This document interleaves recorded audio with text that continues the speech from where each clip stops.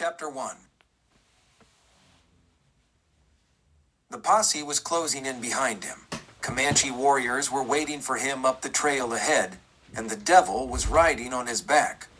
The wind created by the galloping horse pushed his tousled light brown hair back from his high forehead. His battered gray hat had flown from his head and had fallen across the broad part of his back, between the shoulder blades. Its crown and brim occasionally streamed behind him, held by the chin strap, now pulled tight against his short neck and stretched across his Adam's apple. It occasionally subsided in the wind and pounded against his broad back.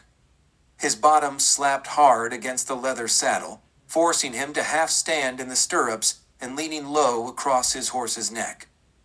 The mouse-colored horse beneath him was breathing hard. Lather flecked his chest and haunches. His speed was slowing, and there seemed to be an occasional slight stagger to his stride. The rider could feel the faltering gait of the animal. He whipped the reins savagely across the horse's neck, first to one side and then to the other. He rolled his spur rowels across the cayuse's hide, digging deeper into his sides, careful not to rake the animal brutally, but with enough urgency to keep him in stride. The horse was wheezing now, his sides heaving, sucking in the dry, hot air of the New Mexico high country. The rider pushed him forward, continually urging the mount to the limit of his endurance.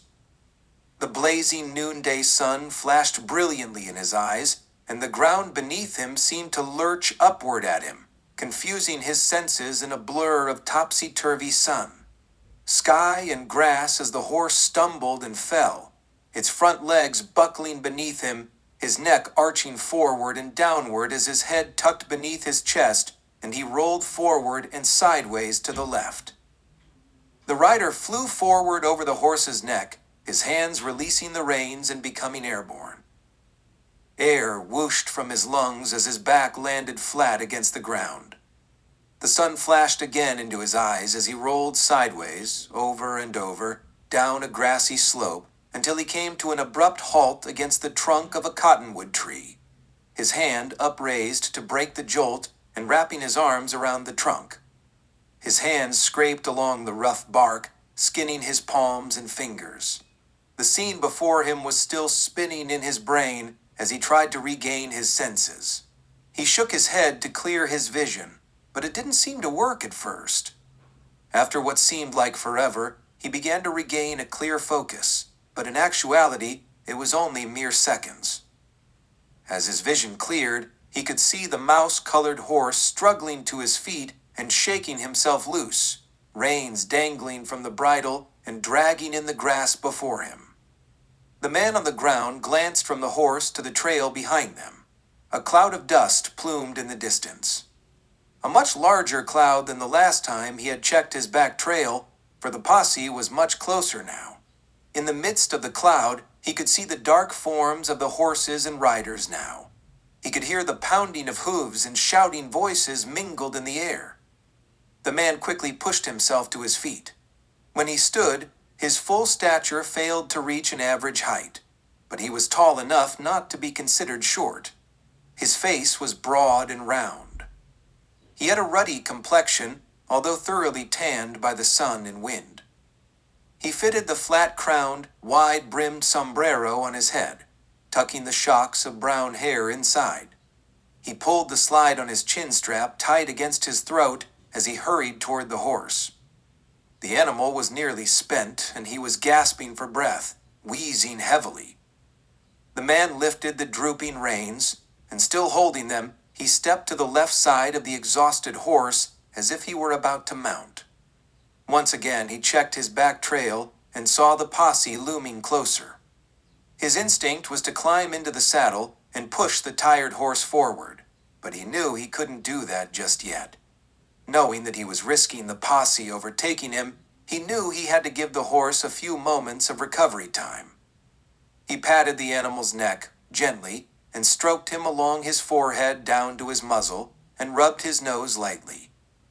The horse whickered softly. His heaving rib cage had subsided to a mere ripple, and he seemed to be recovering his strength a bit. at least enough to breathe a little more naturally.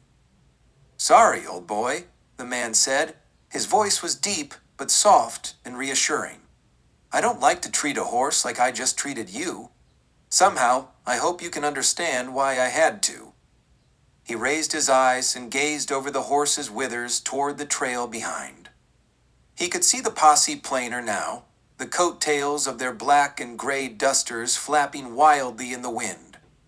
He could hear the chink of trappings and the creak of leather amid the clatter of horseshoes on the hard, packed ground. They were closing in fast. He turned his gaze in the opposite direction from the oncoming riders.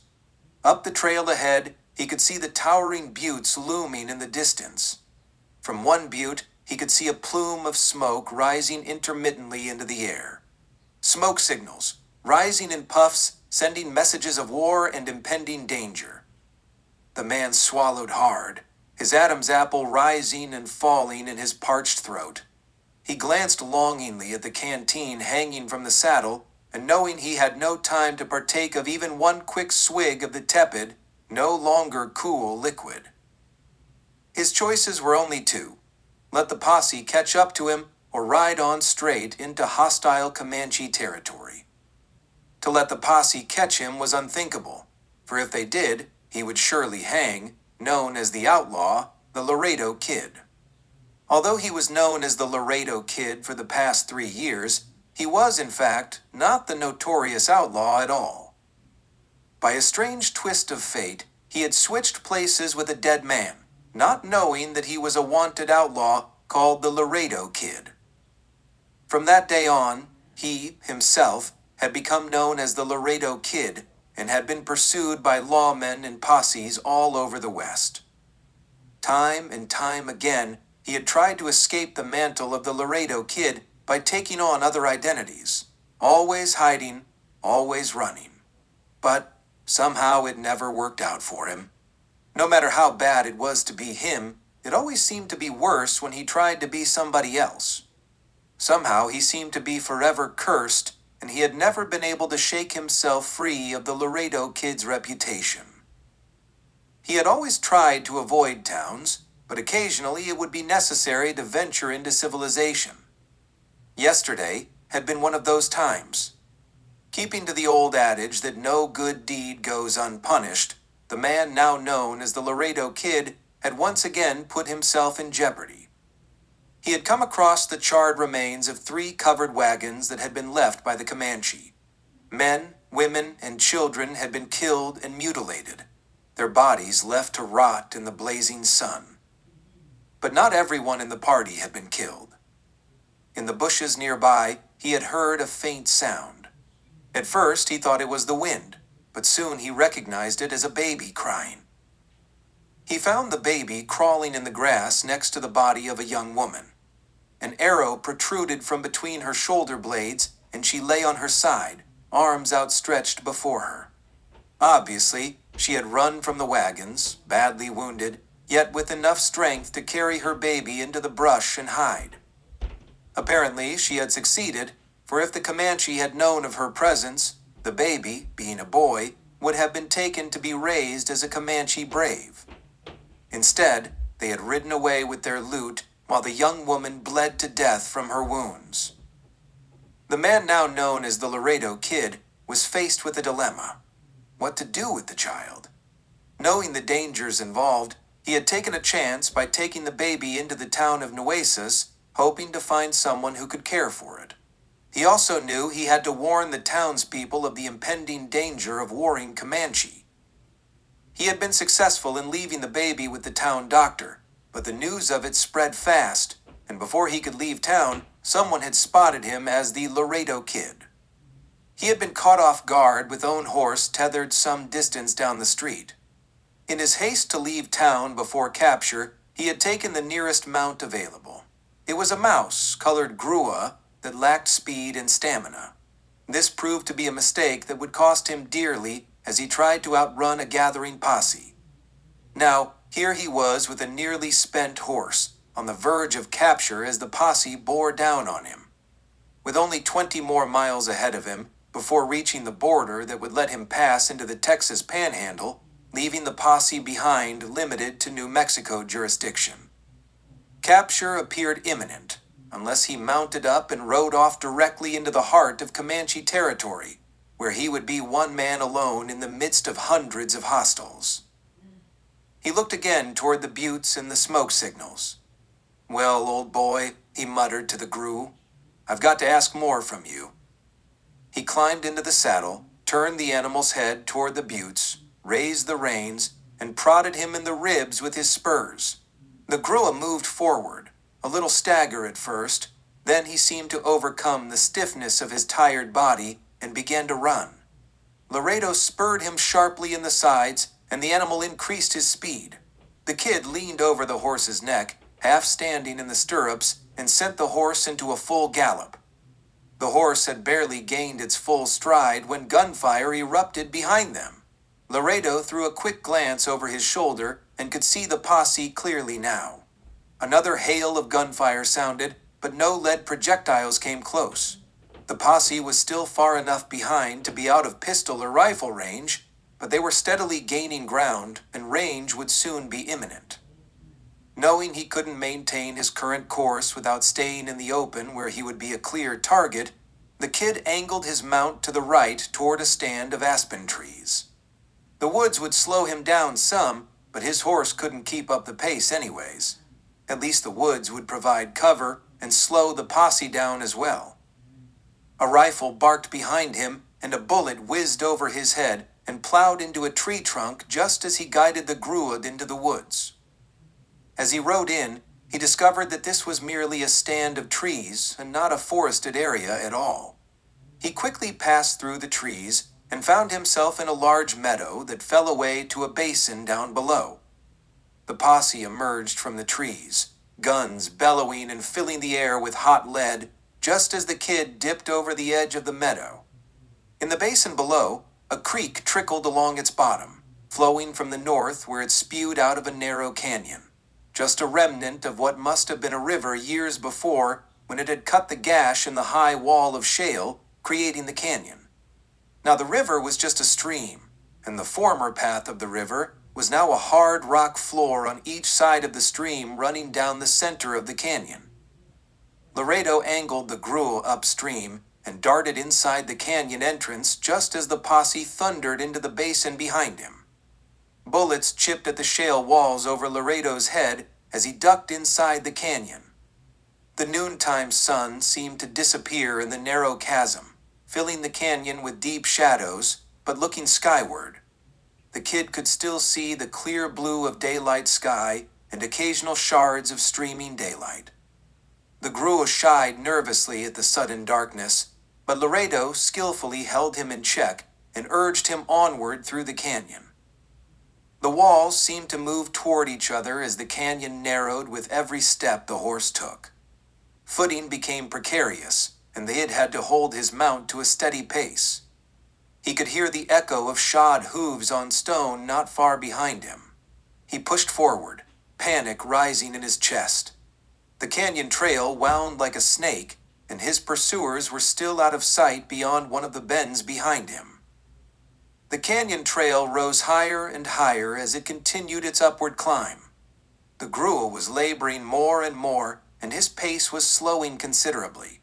At this pace, the posse would be hot on his tail by the time he reached the exit to the canyon. Laredo knew that if he managed to emerge from the canyon before the posse caught up with him, he would once again be caught in the open and be a target once more. Capture or death would be almost assured. As he neared the end of the canyon passage, he could see more and more of the blue sky above him. The walls of the canyon were less steep, and the sides were covered with loose shale that continually slid to the canyon floor. Large rocks and boulders lined the rim of the canyon. If they were to slide free, the canyon floor could be filled with falling rock, and a man might never be able to pass through and be forever trapped in the canyon.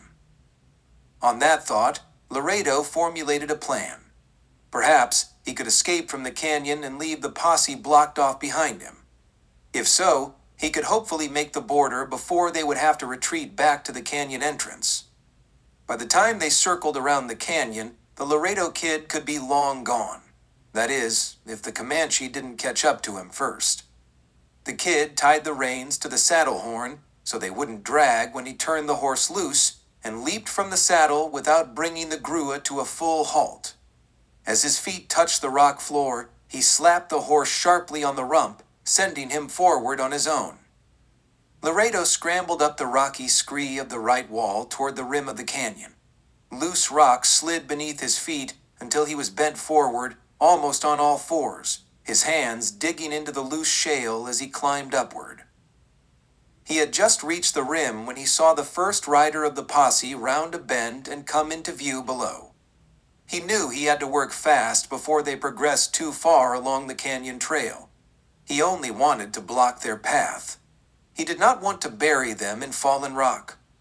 Laredo quickly picked out a huge piece of rock that had broken off from the rim and was being held precariously in place by piles of loose shale around its base.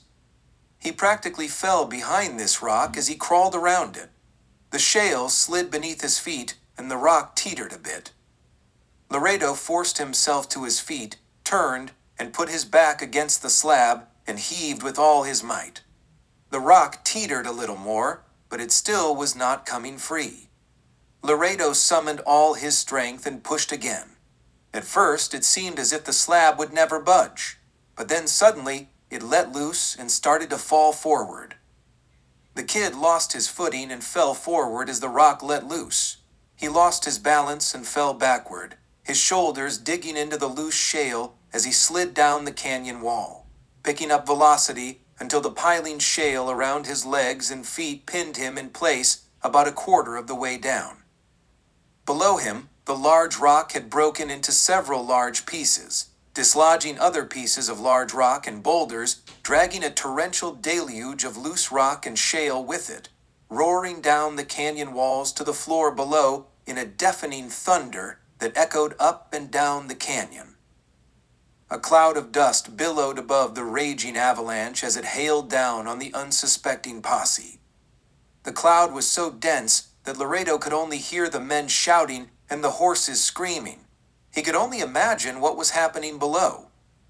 He felt sick to his stomach, knowing that he had brought the wrath of hell down upon innocent men who were merely doing their duty in pursuit of a known outlaw. This was the dilemma that Laredo found himself faced with time and time again. Lawmen and posses would come after him shooting, and he would have no recourse but to shoot back. Many a time, Laredo had seen men fall by his gun, not knowing for sure if he had merely wounded them, as he hoped for, or had actually killed them. It happened way too many times, and Laredo had tried to tell himself, many times, that it just didn't matter anymore. But a gnawing sickness in his gut told him it did. The mushroomed cloud of dust below still hid the posse from the kid's view. He had only wanted to block the posse's path through the canyon, but now he feared that he had been too late and had, in fact, sent all of his pursuers to a grave of shale and rock. Laredo pawed feverishly at the collected pile of shale around his feet and legs, the sharp edges of rock skinning and burning his palms and fingers as he shoved the stones aside until he could free himself. He scrambled over the debris before him, climbing the side of the canyon until he reached the top of the rim. He reached over the ledge and pulled himself upward. Then, with a mighty heave, he rolled himself over onto a rocky outcropping. He relaxed as the flat of his back rested on the rocky surface, and he gazed up into the sky above him. Sunlight streamed into his watering eyes, and he clenched his eyelids shut as he lay there for a moment, soaking up the warmth of the noonday sun. For several more moments, he just lay there, breathing deeply and slowly until his breathing became somewhat normal and regular. He rested like this until he felt his strength returning. The constant heat of the sun against his face was reassuring. Finally, as he willed himself to move, he rolled over onto his stomach and opened his eyes. Before him was the rim of the canyon. He could see across the gash in the rock to the other side. It seemed so far away. He crawled closer to the rim and looked down into the chasm below. The cloud of dust had begun to settle, and the air began to clear. At the base of the canyon walls was a huge pile of rock and rubble, filling the entire passageway from one side of the canyon to the other. Laredo's breath caught for an instant as he spotted movement below.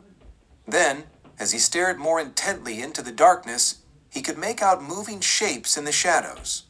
He could hear men talking, and he could hear horses stamping and neighing. Relief waved over Laredo. He had not sentenced these men to death after all. He had merely done what he had set out to do. He had blocked the trail through the canyon.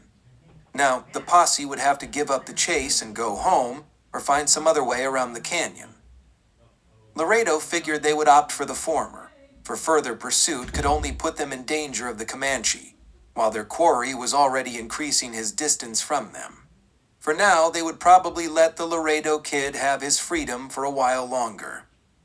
But freedom for the kid now came with a bitter taste. Although he had eluded the posse, he was now all alone and on foot, deep in the heart of hostile territory. Chapter 2. At least it was only a small war party, Laredo thought as he peered over the top of the rise, from where he lay prone on his chest and stomach in the tall, damp grass. It was the darkest and coldest part of the night, pushing toward 3 in the morning. The kid had been traveling the rest of that day and all night. There was still a sliver of moon when the clouds didn't obscure it, enabling Laredo to be able to find his way, steadily heading northward, his gaze fixed on the North Star. The night had turned increasingly colder as he trudged onward, and the tall grass, damp with dew, had drenched the bottoms of his jeans pant legs where the cuffs had been rolled halfway up the sides of his worn boots. He had heard them before he saw them. The sounds of Indians on the far side of the ridge he was approaching had traveled far in the clear night air. The kid had bent low, approaching the rim, keeping himself from being skylined above the ridge. As he approached, he fell into the thick wet grass and crawled silently to the top of the ridge. As he peered into the valley before him, he could see about a dozen braves camped around 2 small fires. Farther down the valley and downwind, their horses were picketed, tethered to ropes stretched between young aspen trees. Laredo could hear them stamping and snorting in the darkness, but other than that, they were just moving shadows in the darkness. The lay of the land, being what it was going to make getting past the warriors very difficult. It would be foolish to move forward toward the camp and try to pass on by. He would surely be discovered. There was absolutely no hope that he could pull it off. That left him with 3 options. Head east, keeping to this side of the ridge until far enough away to avoid the camp, and then resume north where he could head west and do the same thing. But with the horses picketed in that direction and downwind, they would probably pick up his scent and give warning to the braves. The third alternative was to wait until the war party broke camp and rode off. But what if they rode toward the ridge and found him there? He quickly dismissed staying where he was as an option. Heading east would take him deeper into the mountains and deeper into Comanche country. West was the best bet, but with the most risk. And if he were to take that risk, he might as well make the most of it. He had been walking for hours, and his feet were burning in the tight-fitting cow boots that were designed for riding, not walking. His legs ached and his back pained him. He really needed a horse. And just a short distance away, there were several horses waiting to be taken. That is, if he could get to them and ride off with one before the Comanche war party could catch him. He lay quiet in the grass for a while, keeping himself motionless and trying to blend into the stillness of the night. The wet grass was soaking through his jeans and the front of his shirt that was not covered by his black leather vest. Occasionally, he would lift his head slowly to peer over the ridge for a quick glance, and then he would lower it just as slowly, fighting the urge to bob up and down quickly. He knew sudden moves could be detected much quicker than a slow, even motion. At the last glance, he could see that the campfires were beginning to burn lower. The braves were spread out on the ground, sleeping, with only one warrior still on guard. He was sitting close to the fire, and occasionally his head would nod and then snap upward as he fought to keep himself from falling asleep. Laredo was patient, waiting for the guard to finally doze off for more than a moment, but the buck was true to his duty and managed to avoid falling asleep. The kid's only hope was that the brave, as tired as he was, would not be as alert as he should be when Laredo would finally try to chance making a move. He waited a few minutes more. The brave nodded again. The kid pushed himself backward in the grass, moving silently back down the protected side of the ridge until he was far enough below the ridgeline that he could rise to a crouch and move faster without being skylined. He scurried along at a brisk pace, but not so fast as to make a significant sound or to heighten his breathing to a level that would force him to pant. He moved quickly and tried to judge the time and distance he was traveling. Occasionally, he would stop and rest, listening for sounds of stirrings from the camp. When he had satisfied himself that all was still, save for the stamping and snorting of the horses, he moved on. Each time he stopped, the sounds of the horses grew louder. When he finally determined that he must be directly above where the horses were picketed, he crept a little further onward until the sounds began to diminish. Then, hoping that he had passed the horses by and was now downwind of them, he crawled back up the slope toward the ridgeline. He bent low as he climbed until he was close to the apex of the ridge. Then he fell full length into the grass once more. He crawled the rest of the way to the top and peered over. He was right. He had passed the picket. He turned his head to the right and looked back toward the Indian camp. He could barely see the winking glow of the campfire through the trees. Closer to where he lay, he could see the horses milling about in the light of the partial moon, though it was intermittently hidden by wisps of cloud. A larger cloud was passing to the west, and in a moment the remaining light of the moon would be totally extinguished for a few moments, until the cloud passed on by. The kid waited patiently, trying to hold his excitement down. His heart was pounding in his chest against the wet grass.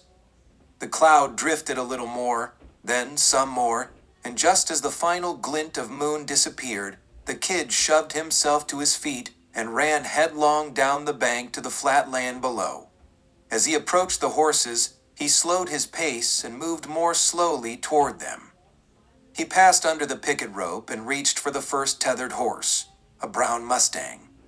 He bent low, reaching for the top of his boot and sliding his hunting knife from the sheath sewed into the inside lining. The Mustang shied to the side as the kid reached for the pony's neck rope that had been tied to the picket line. He shrieked with startle, and the other horses followed suit, stamping and pawing at the ground. As the kid's blade came up to slash the rope, there was a movement behind him. He whirled instantly. The blazing whites of a brave's eyes loomed inches from his face. A tomahawk was in the warrior's hand, and his arm was raised shoulder high. As the axe arced downward, the kid dodged to the side, bringing his blade up and sinking it deep into the Comanche's midsection. The Indian was just as surprised as the kid had been. His eyes flared wide, then the pupils shrank to dots as Laredo ripped his blade upward under the brave's ribs and slashed sideways, then upward again. The warrior's knees buckled. The tomahawk fell from his fingers, and he collapsed in a huddle at the kid's feet.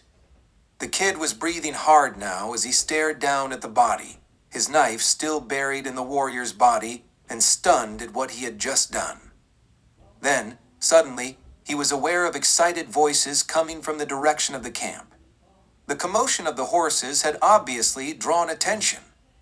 Laredo swiveled on the balls of his feet, almost in place, and in one swift motion, he pulled his blade free from the brave's body and slashed it across the horse's rope, blood still dripping from the blade. Taking no time to sheath the weapon, he dropped the knife in the grass, grabbed a hank of horse mane, and swung atop the Mustang, neck reining him away from the picket line. He kicked the animal hard in the ribs, and urged him forward away from the other horses and away from the camp. Behind him, he heard the excited shouting of voices, and after a moment or two, he heard the sound of rifle fire, but he was already out of range. No flying lead came near him. Without looking back, Laredo leaned over the pony's back and urged him on at full speed. The Mustang was a good horse, strong, fast, and full of stamina. He had gained a substantial lead by the time the war party had taken up pursuit behind him. The kid dared not let the animal slow its pace. He had to at least maintain his lead until he could reach the mountain passes. Once in there, his pursuers would find it difficult to find him. Spurring the Mustang on and letting him have his head, the kid kept the horse to a full gallop and rode on into the night.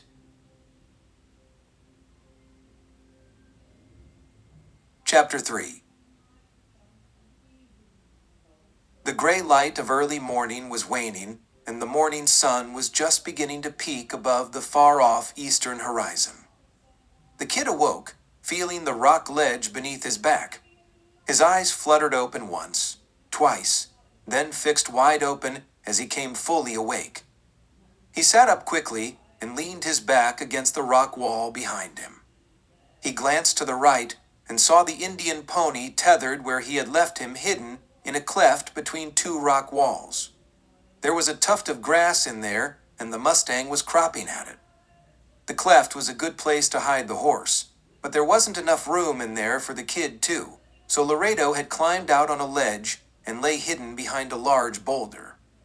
Having ridden most of the remaining night and losing himself in the canyons of the high country, Laredo had finally satisfied himself that he had eluded the war party and found this place to hole up and get a little sleep. He knew there was still a risk that the war party could find him, but he had not seen any sign of them for quite some time.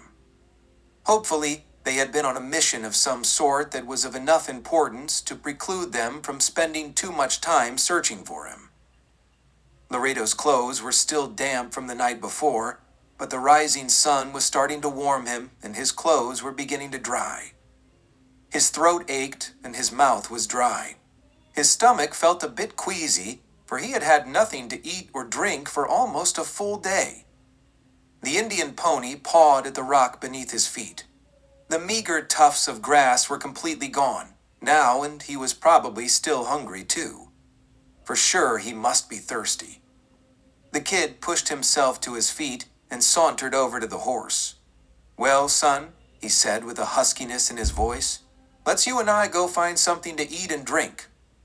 He untied the pony and led him out of the cleft and past the ledge out onto the trail that led down the mountainside.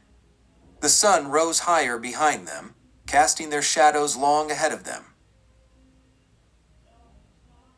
By mid-morning they had left the mountains behind them and had found a valley with lush green grass and a fair-sized stream running through it. The water was clear and cold. The horse drank deeply, and the kid, holding the neck rope, lay on his stomach half in and half out of the water upstream of the Mustang. The water was good, and Laredo relished it. He was still drinking when the pony had his fill and started to pull away, turning back toward the grassy bank. The kid felt the tug on the rope and rolled half sideways, his shoulder dipping into the running stream. He reached up to grasp the rope with both hands. Just as he rolled, an arrow whizzed past his face, between him and the horse, and splashed into the water, its tip sinking deep into the stream bed and its feathered end sticking up out of the surface of the water. The kid let go of the rope and rolled sideways, a complete turn, as two more arrows plowed into the ground where his body had just been.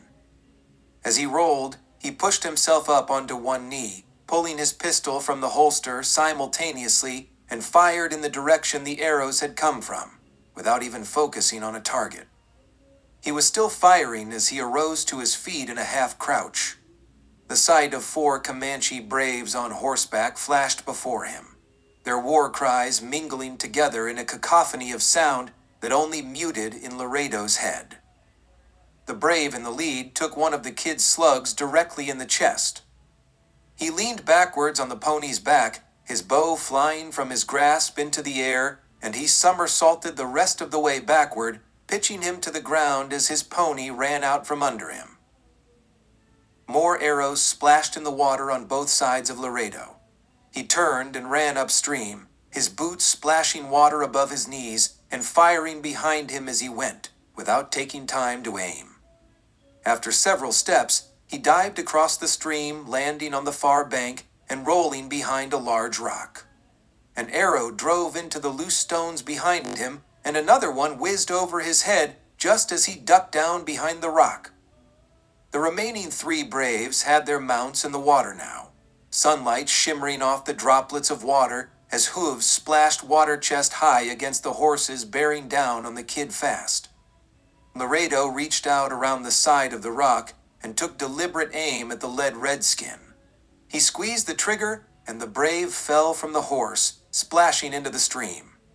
His horse veered off toward the other bank, and the brave's 2 companions rode on past him without breaking stride, their horses' hooves kicking the floating body aside. The kid shifted his aim toward the closest rider and squeezed the trigger. The hammer fell on an empty chamber and clicked. Laredo glanced at the useless weapon, then back to the riders bearing down on him. No time to reload. He stood and stepped out from behind the rock, throwing the useless weapon at the first brave's head. The brave pulled his horse up short, water sloshing in a wave before him. He tilted his head to avoid the flying projectile, but his timing was a little slow, and the pistol hit him solidly in the temple. He loosened his hold on his bow and dropped it, just as the kid plunged back into the water, reaching up and grasping the warrior's arm and pulling him from the horse's back. The brave half fell and half dove on the white man. They both fell with a heavy splash into the running water as the rearing horse splashed on by, narrowly missing them both.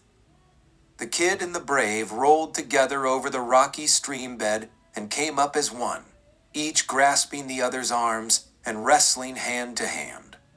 The brave finally slipped loose from Laredo's grasp.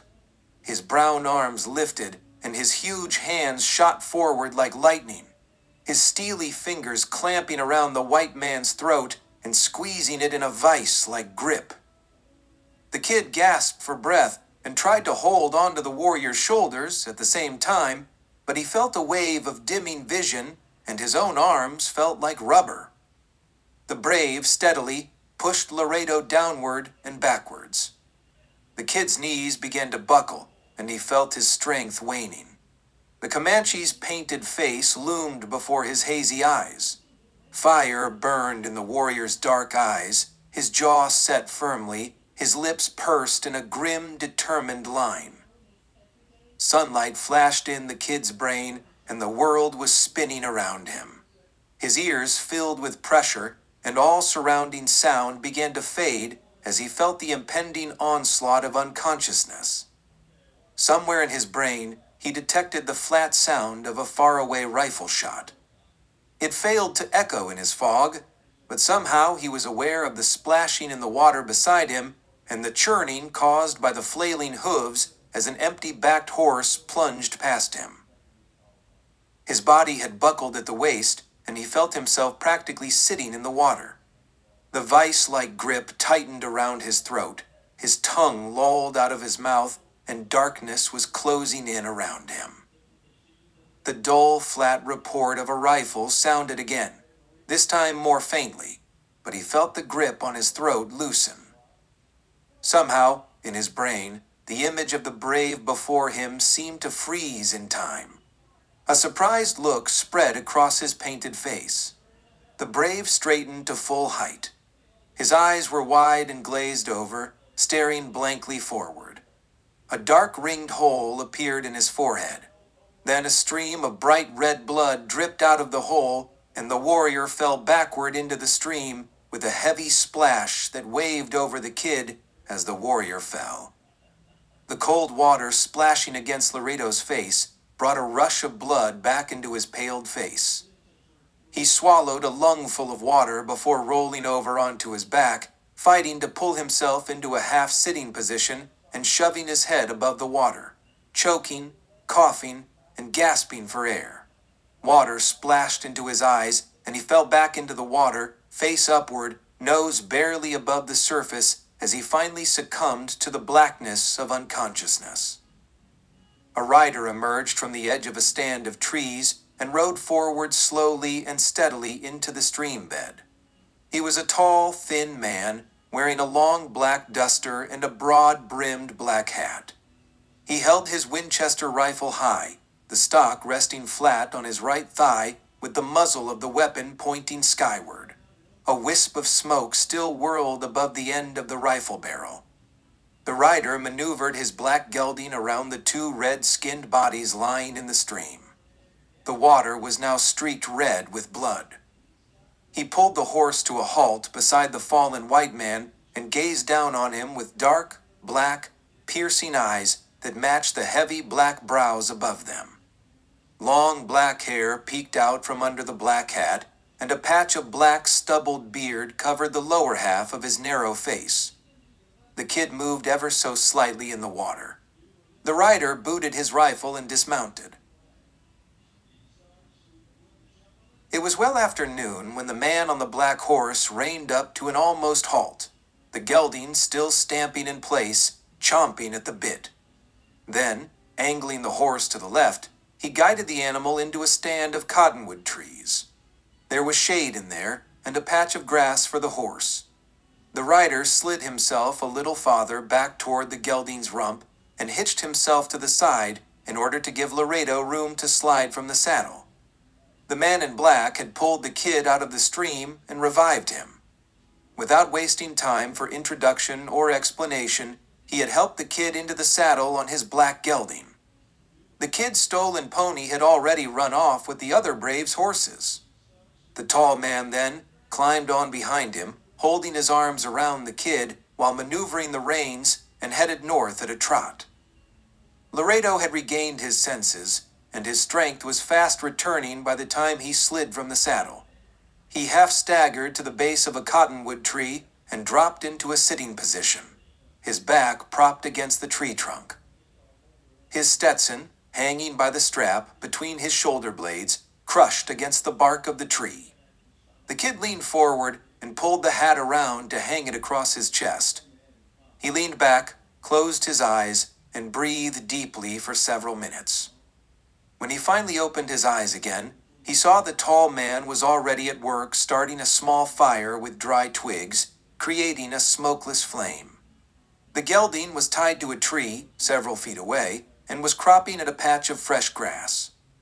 When the tall man finished with his work, he looked up and saw the kid watching him with alert eyes. He picked up a canteen and was unscrewing the cap as he walked forward and squatted before the kid. He let the cap drop, hanging from its strap attached to the canteen, and pushed it forward toward the kid. Laredo eagerly grabbed at it, pulling it sharply out of the man's hands, shoved the opening to his parched lips, tilting his head backward and sucking in huge, rapid gulps until the man reached out and pulled it away, jerking it out of the kid's hands. The kid glared at him, momentarily, forgetting his appreciation for the man's help. "That's enough for now, son," the man said with a calm, kindly voice that belied the darkness of his features. "Rest a little, and you can have some more later." He stoppered the canteen and dropped it next to him. He arose and went back to the campfire and rummaged through a canvas grub bag and retrieved a can of peaches. From his pocket he pulled a folding knife. He opened one of the blades and set the can on the ground. He plunged the blade into the top of the can, ran it around the edges until he had cut enough tin to bend the top upward and back. He then carried the open can to the kid and handed it to him, so he could take it in his left hand while accepting the knife in his right. Laredo took them both eagerly, plunged the knife into a thick piece of peach, and fed it to himself. His eyes closed momentarily as he relished the taste and the coolness of the fruit. He swallowed it, opened his eyes, and attacked another piece hungrily. Slice after slice he shoved them into his mouth, his cheeks bulging out, holding more than one piece at a time. He ate eagerly until the fruit was gone. Then he held the can high, turned it upside down, and drank the juice, his Adam's apple sliding up and down as he gulped. When he finished, he set the can down, leaned back against the tree, and looked up at the man in black as if it were the first time he had seen him. "Excuse my manners, mister," the kid said. "I'm much obliged to you." The tall man's face was impassive as he stared down at Laredo. "I've got some beef jerky, too," he said. "Not very tasty, but it'll give you strength. I'll put on a little coffee. You can use the stimulant. Then we'll move on." "Haven't seen any Comanches lately," the kid said as the man returned to the campfire and retrieved some jerky from the grub sack. When the man returned, he squatted before the kid, handed him a strip of the dried beef, and kept one for himself. He chewed on the end of it as he watched the kid devour his.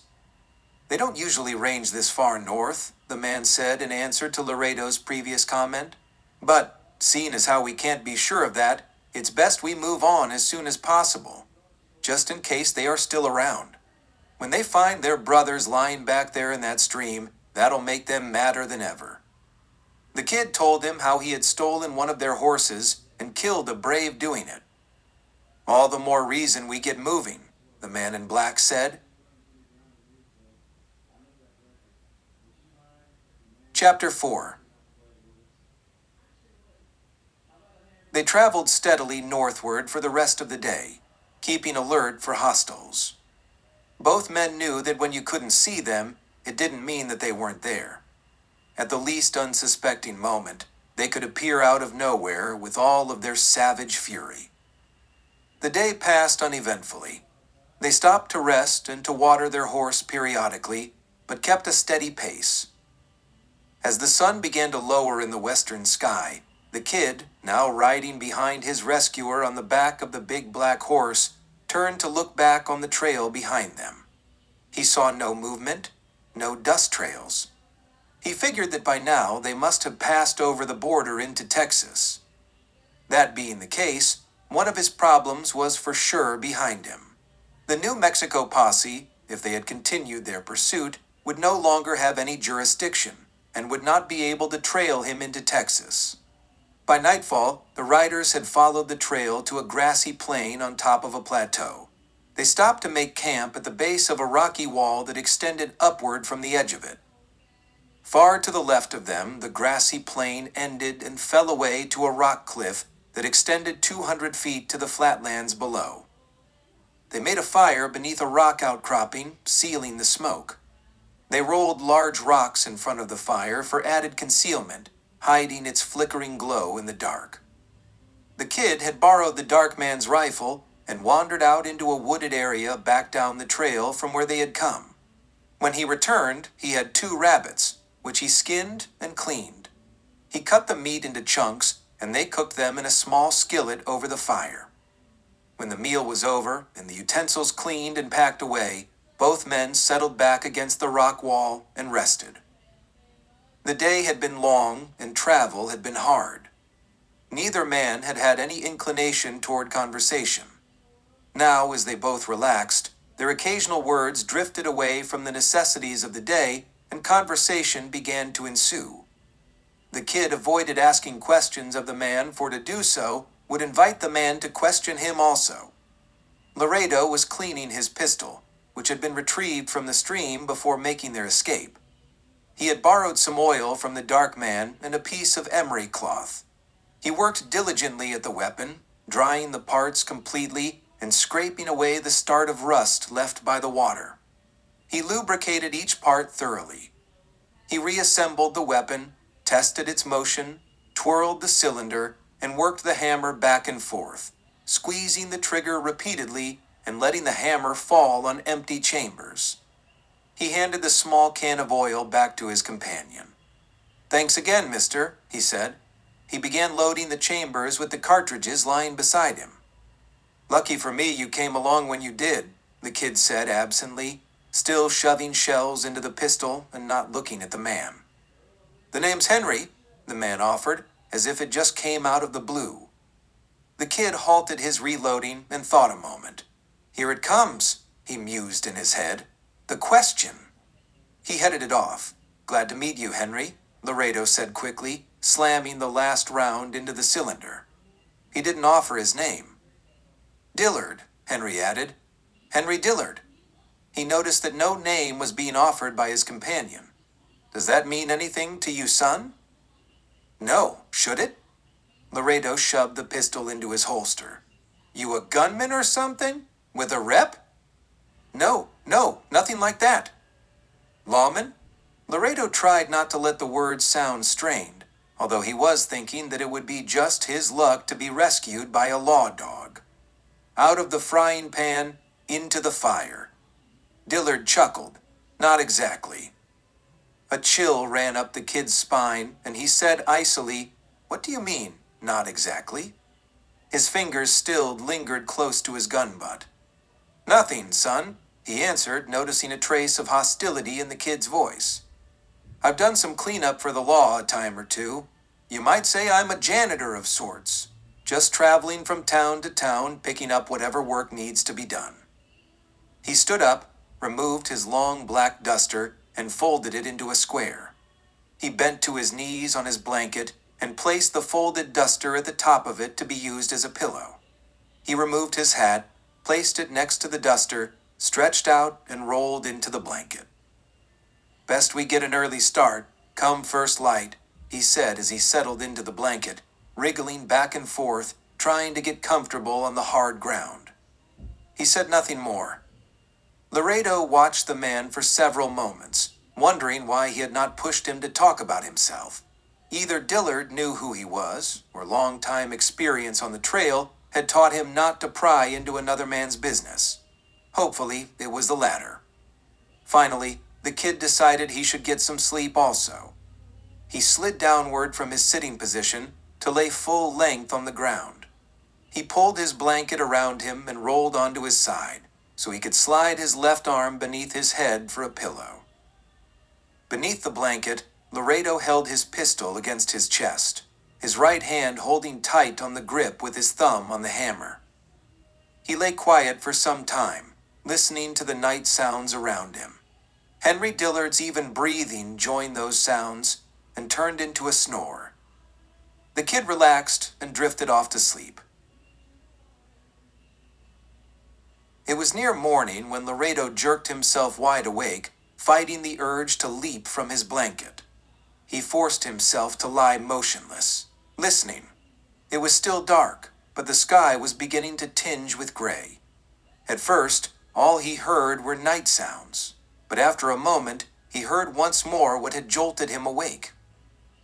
Down the back trail, he heard the clink of iron horseshoes on rock. The creak of saddle leather and the chink of bridle bits and trappings confirmed his fears. Riders were coming this way. Comanches? Posse? The thoughts raced through his brain. He glanced over at Dillard. The man was still asleep, lying on his back, mouth wide open and snoring loudly. The kid lay quiet, waiting, watching, and listening. The sounds were coming closer. He heard a man's voice and another voice answered him. The words were muted, and Laredo couldn't make them out.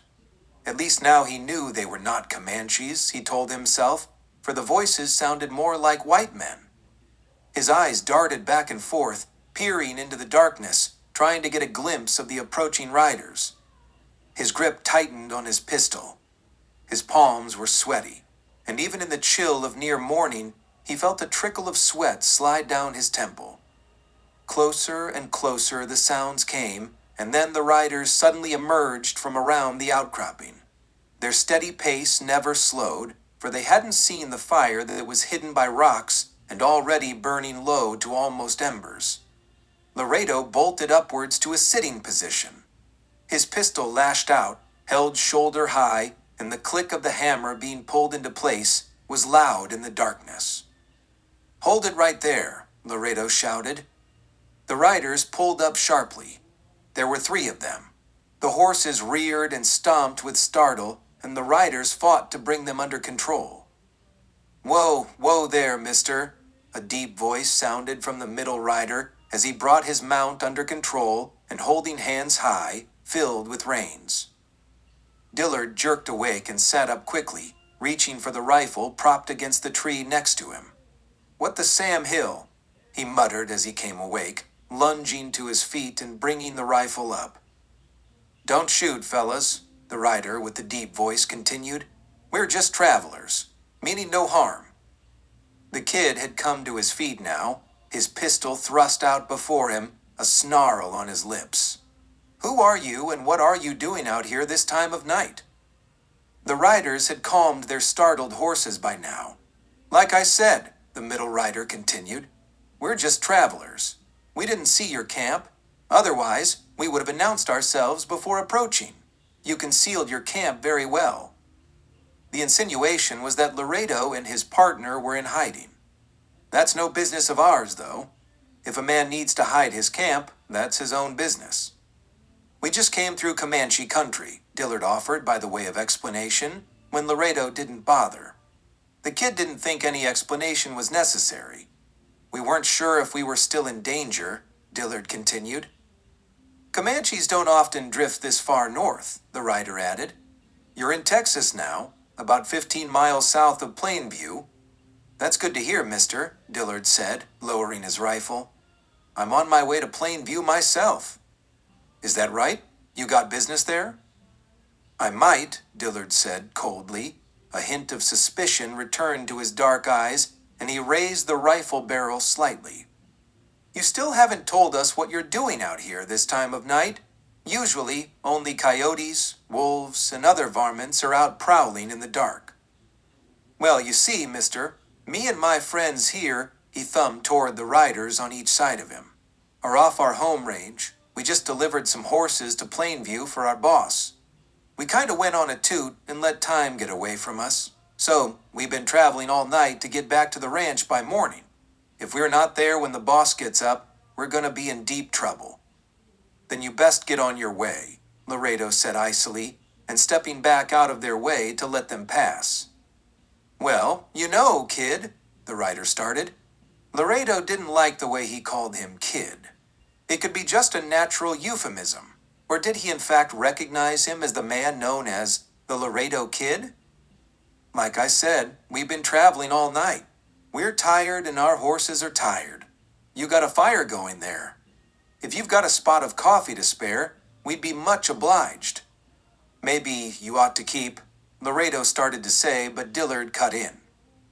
"I don't see any harm in letting them stay a while, son. Why don't you stoke up the fire and put on a pot? I'll watch these gents." "No need for that, Pop," the rider said. Dillard winced at the word pop.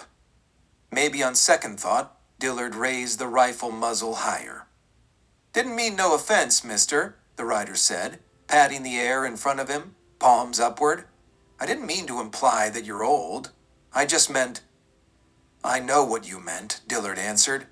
"Forget it, though. Light a spell if you want."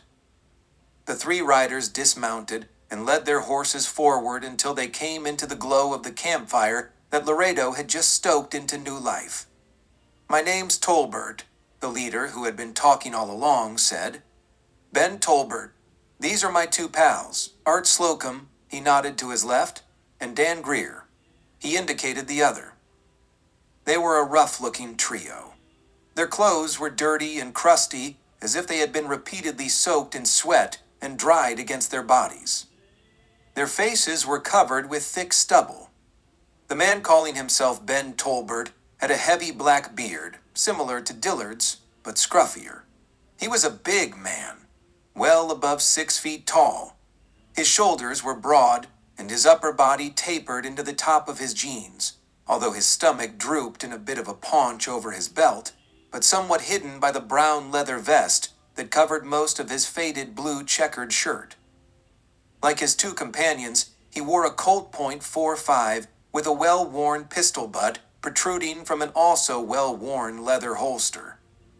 The other two men were smaller, though Slocum was stocky with a thick middle and was approaching middle age. Greer, on the other hand, was slim and much younger than his companions. They picketed their horses next to Dillard's black and then gathered around the fire. The first hint of early morning gray was lurking above the eastern horizon, and faint traces of red streaks were beginning to appear as the newcomers finished their coffee. Tolbert glanced at the sky. "Well, boys," he said, putting down his cup, "looks like we're going to be late getting home after all. Best we get moving." He stood up, gazing down on the others. Dillard and Laredo started to rise. "No need for you fellers to disturb yourselves. Just stay setting where you are." He nodded to his men. "Come on, boys. You ready?"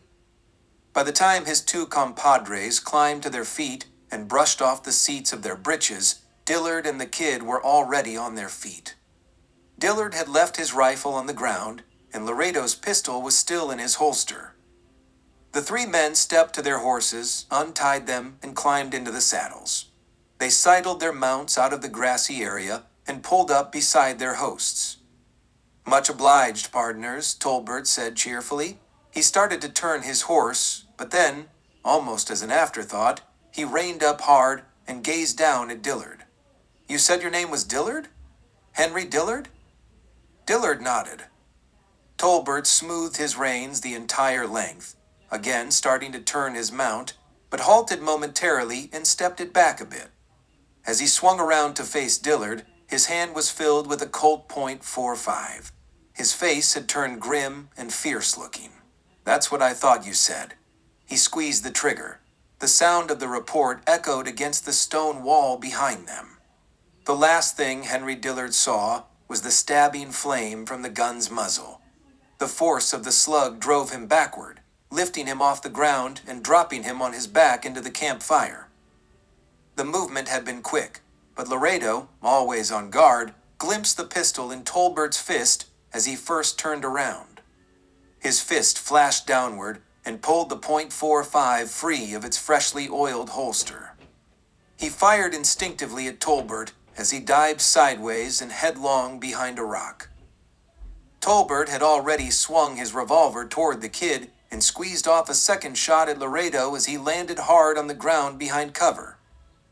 Tolbert winced and slumped sideways, grabbing at the gash across the top of his left shoulder, with his right hand, which was still filled with the pistol. Bright red liquid oozed from the wound and dripped through his fingers.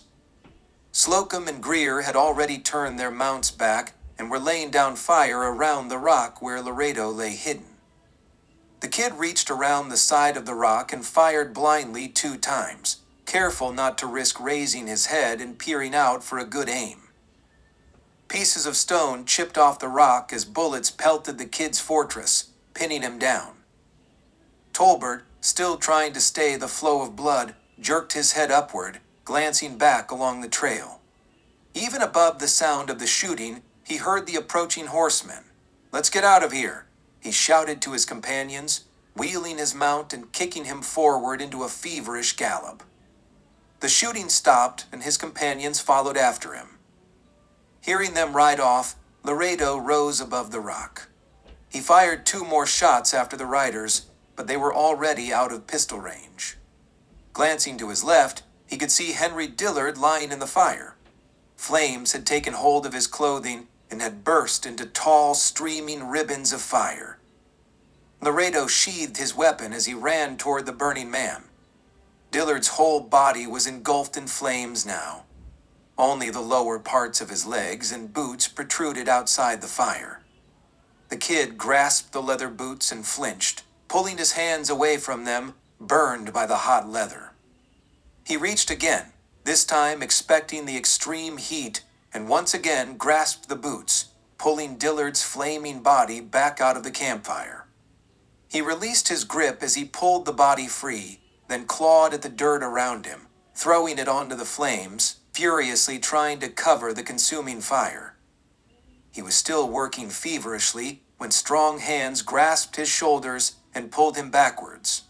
He struggled against the assault, but there were too many of them. There were at least 2 pairs of hands holding him down.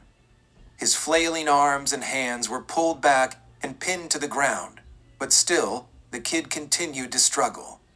As his strength waned, his struggle began to subside with defeat, and Laredo's eyes began to focus on the rugged, tanned face that loomed above him. "Take it easy, mister." The man's voice was firm and commanding. A sheriff's star was pinned to his faded gray shirt.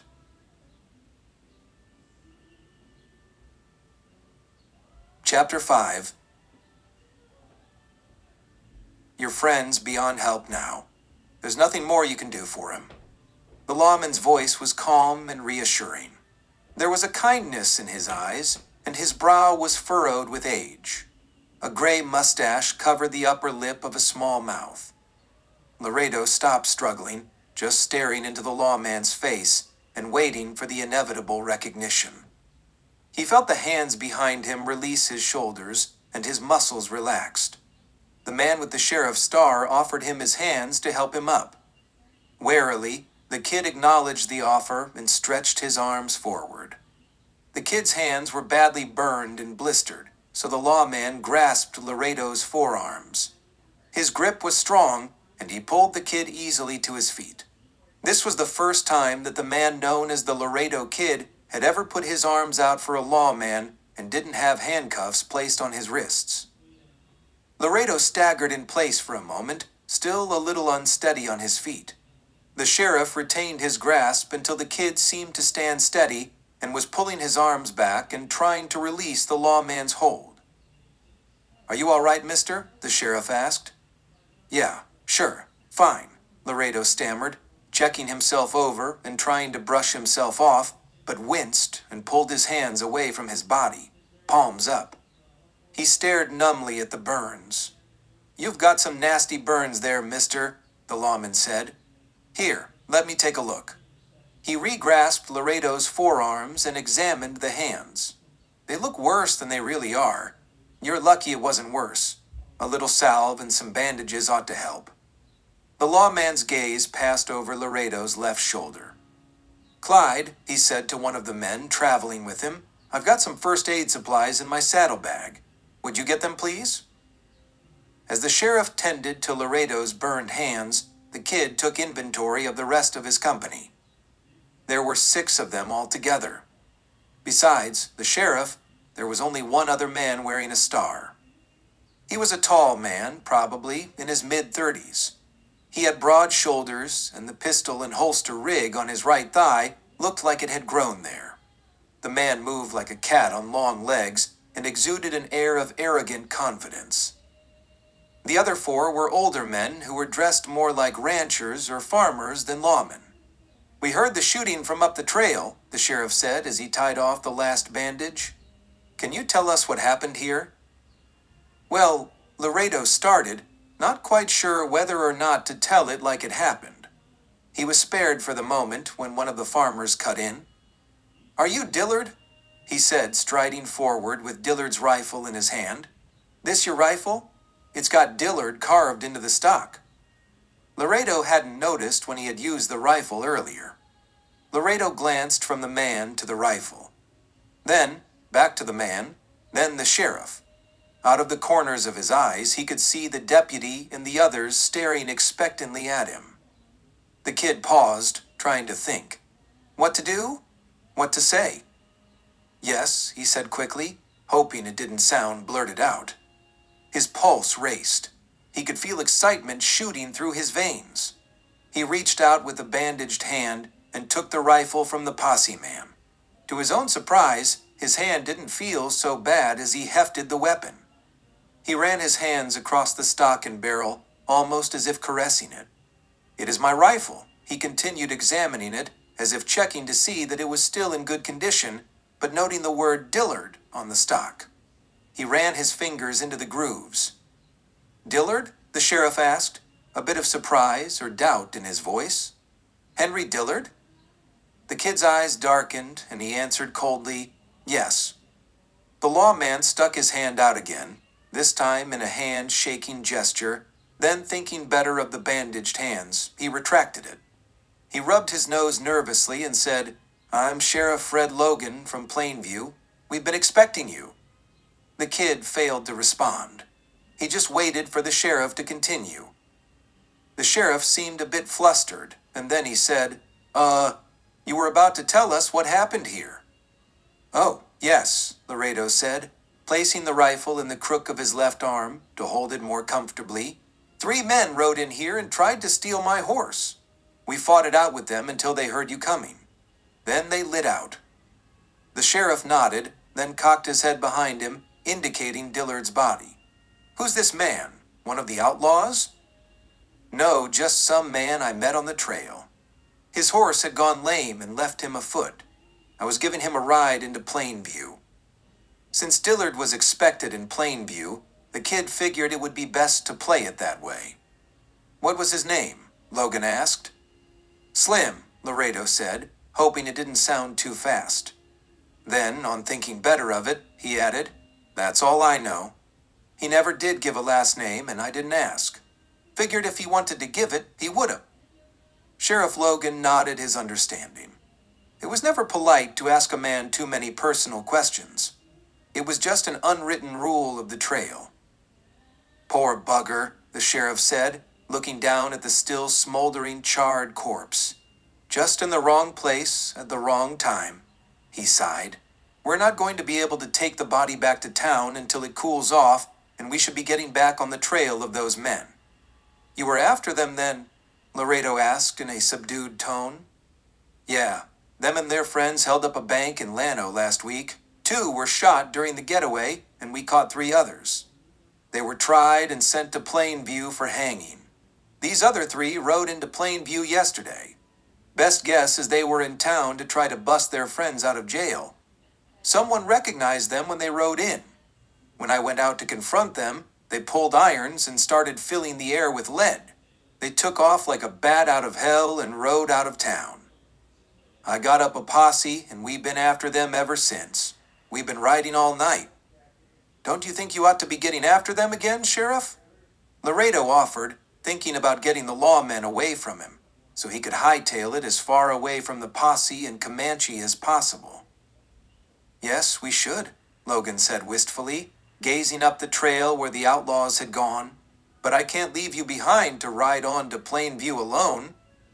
"Sure, you can," the kid said jovially. "I've been on the trail by myself, mostly. Anyways, I reckon I can find my way into Plainview by myself." "Yeah, I know.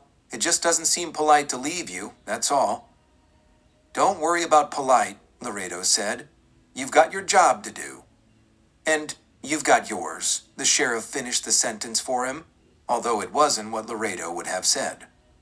Actually, the kid thought he had finished saying all he wanted to without coming right out and saying, "Get the hell away from me." "Tell you what I'm going to do," Logan said. He turned to the man who had retrieved Dillard's rifle. "Bill, come here." The man shuffled forward. "This is Bill Hanley," Logan said by way of introduction. "He's got a farm north of Plainview. These other Jaspers are Zeb Marlowe, Clyde Peters, and Seth Doolittle." He indicated the other 3 men who were not wearing a star. "This other fellow is my chief deputy, or I should say my right hand. Name's Clay Shaw." Laredo nodded to each of them with each introduction. He tried not to let his gaze linger too long on the deputy, but he was sizing him up as best he could with a quick glance. He could tell that this was a man to be careful of. There was a hardness in Shaw's dark brown eyes, and he had been sizing the kid up also. The stolid expression on his face and the set of his jaw made it clear that he didn't like what he saw in Laredo. "Bill," Logan continued, "I want you to escort Mr. Dillard back to Plainview while the rest of us go on after that bunch. Send someone back for the body of this poor fella here." He indicated the body at his feet. "That's really not necessary," Laredo said, trying not to make it sound like a protest. "I'll be all right." He glanced quickly at Clay Shaw. Was the deputy looking at him with suspicion, or was it just his imagination? My God, Laredo thought, I hope I'm not looking guilty. I know. The sheriff patted empty air in front of him. "But this is the way it's going to be." Again, he turned to Bill. "See that Mr. Dillard gets to Plainview okay. Then take him to see the judge. You got that?" "Sure thing, Fred. You can count on me." "All right then. Now that that's settled, you other men saddle up and let's get after them Jaspers." Laredo stood silently next to Bill, watching them ride away. When he could no longer see them on the trail, and while their dust was still settling, he turned slightly. The old man next to him seemed to be staring at him as if in awe and admiration. Or was it recognition? "Is there something wrong, Mr. Hanley?" Laredo asked sternly, steeling himself for an answer he might not want to hear. No, Bill stammered. "It's just that I never stood so close to such a famous man, is all." Famous? What the hell did the old man mean by that? Had he recognized him? If so, why didn't he say so while the sheriff was there? Reward! That had to be it. Hanley wanted to get credit for capturing the Laredo Kid. But that didn't make sense either. Surely, this old man could not believe that he could go up against a gunman of his reputation. "What do you mean, famous?" The kid almost growled it out, his fingers drifting toward his pistol. "Well, all the men you've hung. Everybody talks about you. Everyone in Plainview has been waiting for you to come to town. They say you put on one hell of a show." Hung? The word resonated throughout the kid's body. What the hell was this idiot babbling about?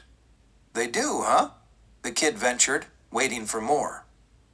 "Yes, sir," Bill proudly stated. "And everybody will sure be surprised to see me riding into town alongside of the Hangman from hell himself." The Hangman from hell? The kid reflected in his mind. That's who Dillard was. That's who they think I am. I've got to get out of this. He's an old man. I can shake him before we get to town. I've got to. "Here, let me help you with your gear," the old man said, shuffling over to the blankets and other items strewn around the camp. "That's all right," Laredo said. "I can manage. How about you bury what's left of that fire while I saddle up?" "Whatever you say, Mr. Dillard." He set to work kicking dirt into the fire while the kid picked up the saddle blanket and placed it on the back of Dillard's horse. As he swung the saddle into place, he noticed the word Dillard was also burned into the saddle fenders. A vain cuss, Laredo thought to himself. He was just tightening the cinch and was about to step up into the stirrup with every intention of riding off as fast as he could and leaving the old man there when he felt a finger tap him on the shoulder. He turned, and the old man was standing there with Dillard's black hat and black duster. "I suppose you'll be wanting to be wearing these when you ride into town. Everybody will want to see the man in black." Laredo shook his head. "Well, I don't think so," he said, gazing at the articles in Bill's hands. "Not today. But everyone will be expecting you to be dressed this way. The whole town is set for the big show. All the men you're going to hang this week. It's really going to be something, especially since you're going to be hanging the Laredo Kid." It hit the kid like a ton of bricks. He felt like he had been kicked in the stomach by a mule. He fought hard to keep his chin from dropping and trying not to let his surprise show. "The Laredo Kid?" he managed to croak out warily. "Sure, you knew that, didn't you? They did tell you? Why, Clay Shaw captured him, himself. He's going to collect a big reward for him. $10,000. When you hang the kid, hell, you're going to be more famous than you are already." That tears it, Laredo thought. Now was the time to get out of there. Whoever that poor bastard was that everyone thought was the Laredo Kid, he could just go ahead and get himself hanged. Meanwhile, he could just disappear and not have to worry about the law on his trail anymore. More than ever now, he knew this was the time to mount up and ride away. Just as he was about to turn back to the horse, a clatter of hooves sounded from up the trail. The sheriff's posse was returning already. Why? They had hardly had a chance to get started on the outlaw's trail. "Trail's all rock up there," the sheriff said, as he and his riders pulled rein in front of Laredo. Logan folded his hands on the pommel and raised up a bit in the stirrups, clearing leather to soothe his bottom, then settled back down in the seat. They seemed to have vanished into thin air already. Didn't see much sense in keeping on. We could search all day and not pick up their trail again. Meanwhile, they'd be getting farther and farther ahead. Our horses are about played out anyhow, and we still need them to get back home. Laredo was feeling small, watching the sheriff and posse members looking down at him from their perches on horseback. Clay Shaw seemed to be holding back a smirk, and there was a hint of victory in his eyes that sent a chill up and down the kid's spine. "Figured we might as well come back and ride into town with you after all," Sheriff Logan continued. "That would be great," the kid said, trying to hide his disappointment and chagrin. "Sorry you lost track of those other fellows." And he really was sorry, he told himself. He could have handled one lone old man, but now he had 6 men to contend with. To just ride off now would be impossible. He would have to bide his time and wait for the right opportunity. "So, are you going to put these on, Mr. Dillard?" Bill Hanley pushed the bundle closer to him. Laredo eyed the hat and duster. What if they didn't fit? They'll know for sure he wasn't Dillard. And if he wasn't Dillard, the lawmen would be very interested in who he really was. Even with someone already in jail, known as the Laredo Kid, and facing a hangman's noose, it was not beyond the realm of possibility that his identity could be discovered. Laredo, once again, glanced from the clothes to each of the men, and then back to the clothes. He reached out and took the black hat from Bill. He placed it gingerly on his head. It fit. A little bit loose, but a good enough fit. The coat wouldn't be as easy, for Henry Dillard had been a tall man. The coat was bound to be too long. Slowly, the kid took the duster and shrugged into it. He had broad shoulders, and Dillard had had a slight build with rounded shoulders. The duster fit fine around the kid's shoulders, and the tails drooped well below his knees, almost ankle length. Laredo remembered that the duster had barely covered the knees of Dillard's long legs. The problem with the fit was the sleeves. They were too long, sliding halfway down the kid's palms. Laredo hiked the sleeves up quickly, hoping no one would notice. "Ready?" he said promptly, turning and stepping into the stirrups. "When you are, Mr. Dillard," Logan said, lifting the reins. "Let's go then," Laredo said, feigning a lilt to his voice, tapped his heels to his mount's ribs, and urged him forward. The posse men rode forward, surrounding him, while old Bill fumbled with his stirrup and clumsily climbed into the saddle, following behind. For sure, there was no way he could just ride off now, Laredo thought. He would just have to play this hand out and see where the cards fell. His luck had never been good. Now, he was surrounded by the law with only one option left open for him. For as long as he had to, and for whatever he would have to do, one thing was certain. He would have to be the hangman from hell.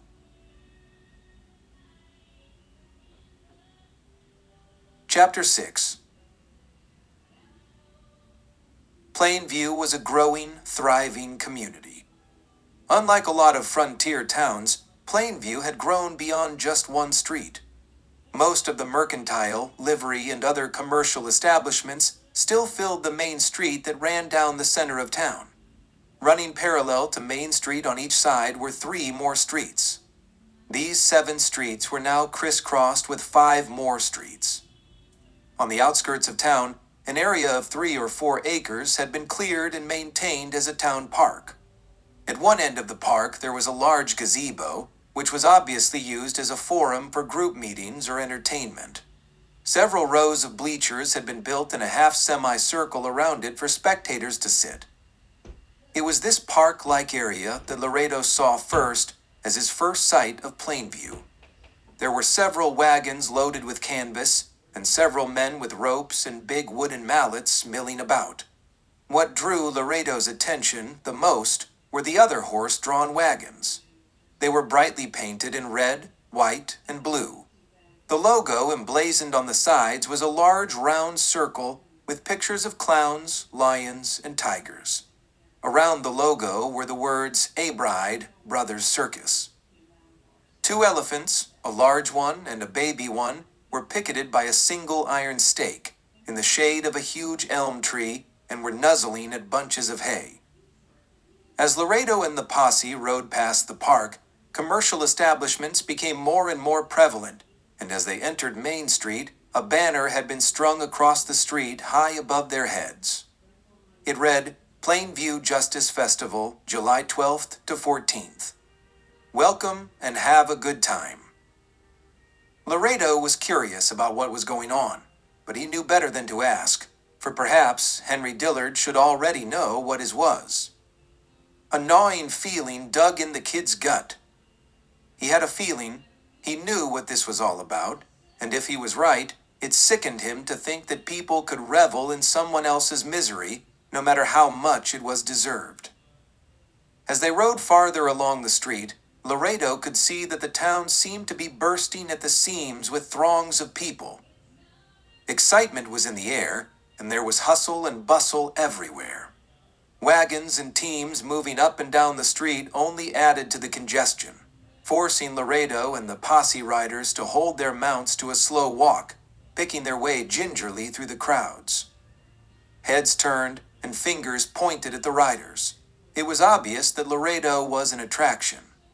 The kid held his head down and tried not to notice. About halfway down the street, Sheriff Logan motioned toward a 2-story brick building off to the right. The gable was pointed and hanging from the peak of the roof, a flagpole extended outward. An American flag draped from the rod, its stars and stripes billowing and waving slightly with the light wind.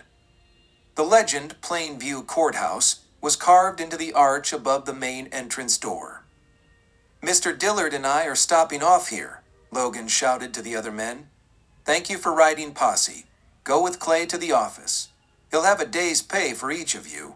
He lifted the reins and angled his horse toward the courthouse. Laredo followed suit while the other riders separated and pulled their mounts toward the other side of the street. Logan and Laredo pulled up to the hitch rail in front of the brick building. They dismounted and tied their horses. Judge Isaiah Kane's court was on the second floor, and it was furnished as a proper courtroom should, much unlike the makeshift quarters for legal proceedings that were usually found in most small western towns. The bench was built high, and its top gleamed with imported mahogany. The spectators' gallery was ample and fenced off from the prosecution and defense tables by a wooden railing. Off to the side was a jury box. The seats were cushioned, and another railing separated the box from the rest of the courtroom. To the right of the bench was a door with a frosted glass window. Words painted in black lettering said, "Judge Isaiah Kane Chambers." Logan escorted Laredo, now known as the Hangman, Henry Dillard, to this door. Above the door, and a tad to the right of it, was a small bell with a cord attached to it and hanging a foot downward. Logan grasped the cord and the bell tinkled. From inside the office, a muffled but gruff-sounding voice commanded, "Come in." Logan pushed the door open and motioned the hangman to go in first. The office was large and austere and enshrouded in shadows.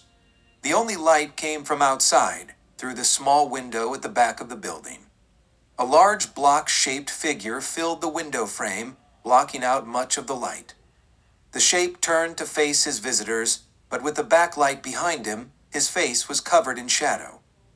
"Judge," Sheriff Logan said, as he removed his hat and ushered Laredo toward the center of the room. "This is Henry Dillard." Laredo kept his hat on. Judge Kane moved away from the window toward them. More light filtered into the room, and as the three men came closer, the shadow lifted from the judge's face. He was a man of about 50 and had a full head of black hair, a broad forehead, and a small gash of a mouth without a curl of softness on either end. His eyes were dark hickory and shined like ice. A flowing black mustache, curled up on the ends, covered his upper lip, and his large teeth gleamed white beneath it. "Ah, yes, Mr. Dillard," Kane said, trying to make his voice sound congenial, but in no way could he hide the arrogance. The voice was deep and commanding. "We've been expecting you." He thrust out his huge paw of a hand. Like shaking hands with the devil, Laredo thought as he took it, trying not to show his apprehension. He merely nodded his greeting. "Did you catch those men, Sheriff?" Kane said brusquely, as if ignoring the hangman now that he had accomplished the introduction. "Sorry, sir, they got away, but we did manage to rescue Mr. Dillard from them." Kane's brows pinched together. "Oh, how's that?" When we came upon Mr. Dillard, he had just fought them off. They had tried to steal his horse and had killed his traveling companion. I thought you said you rescued Mr. Dillard? Well, in a manner of speaking, Logan stammered. Yeah, Kane said dismissively. I know what you're saying. You just want to make me think you did something, when all you did was let those rascals get away. But Judge, Logan started, but Kane broke in. Never mind. We'll get them another time. There's no way they are going to escape my gallows forever. I promise you that. Now, if you don't mind, Fred, he always used the sheriff's first name when he wanted to show how unimportant he thought the sheriff was. How about you step outside while I talk to Mr. Dillard? He waved his fingers as if pushing him away. Logan turned, his hat still in his hands, and shuffled meekly across the room and out the door. The bell above tinkled slightly as it closed behind him.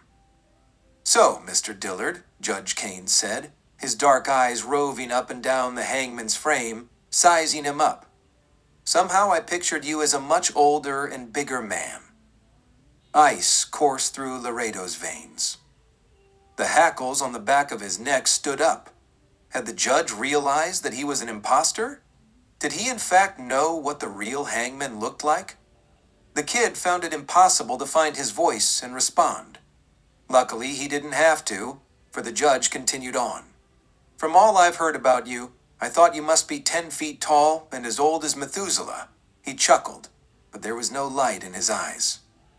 Don't believe everything you hear, Judge. Why is that? You mean it's not true? Depends on what you've heard. I heard that you've hanged 100 men, and you do it with flair and style. And how many have you sentenced to hang with flair and style? Laredo said flatly. The judge grinned beneath his curled-up mustache. More than you can count before I'm through. As long as there are sinners breaking the law, I'll be sending them to their maker for final judgment and damnation. Don't tell me you don't share my dedication. Never really thought about final judgment and damnation. I just hang 'em. The kid hoped he was sounding like the man the judge expected. The judge beamed, though still no light in his eyes. Seems to me we're going to get along just fine then. The kid nodded, as if in agreement. The judge continued, Let me show you the facilities. He grinned, turned on his big feet, motioning the hangman to follow him, and headed back toward the window. He stepped a little to the right, so Laredo could move up close to the glass. Did you ever see such a sight, Mr. Dillard? He waved toward the view. His face beamed with pride. Outside, behind the courthouse, was another park-like area. Not as large as the one at the outskirts of town, but large enough for public gatherings. Obviously, the usual public gathering was for spectators of hangings.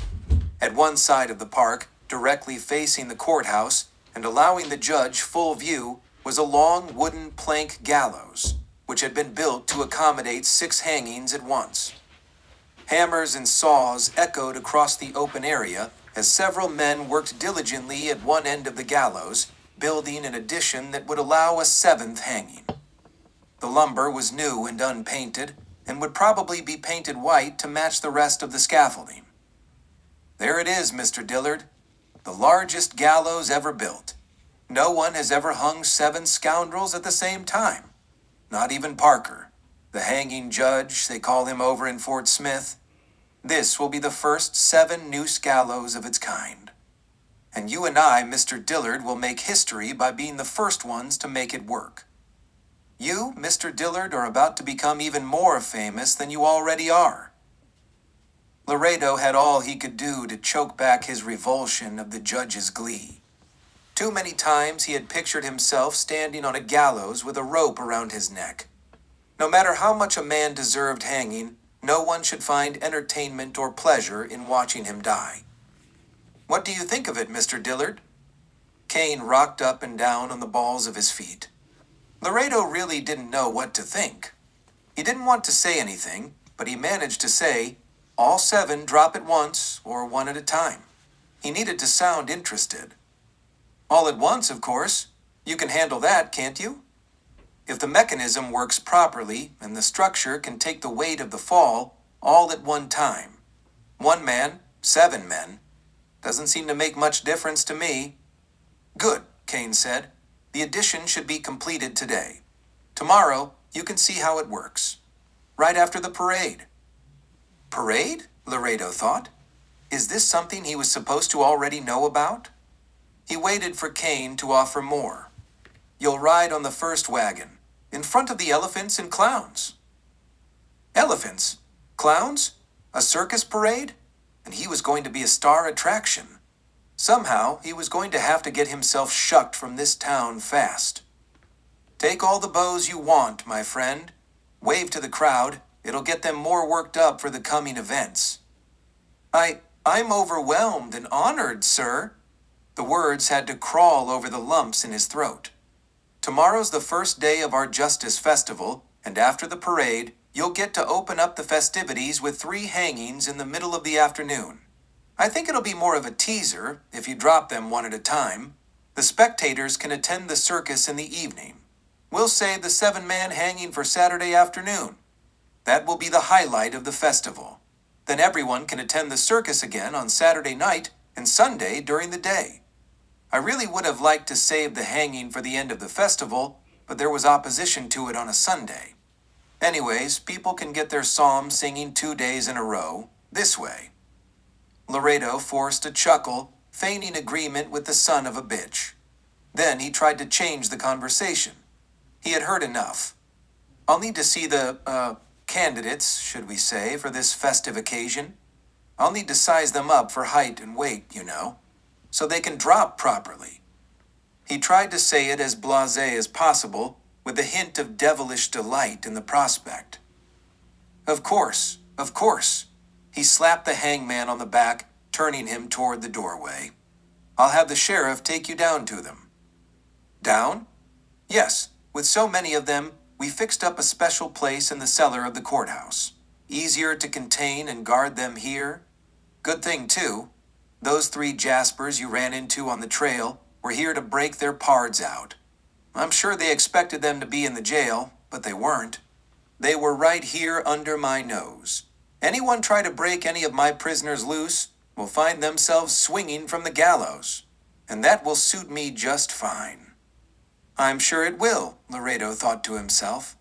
And hopefully, that translates into more business for me, he said, trying not to choke on his own words. You do a good job for me, Mr. Dillard, and I promise you all the business you can handle. Marvelous, the kid said coldly. Just marvelous. Chapter 7.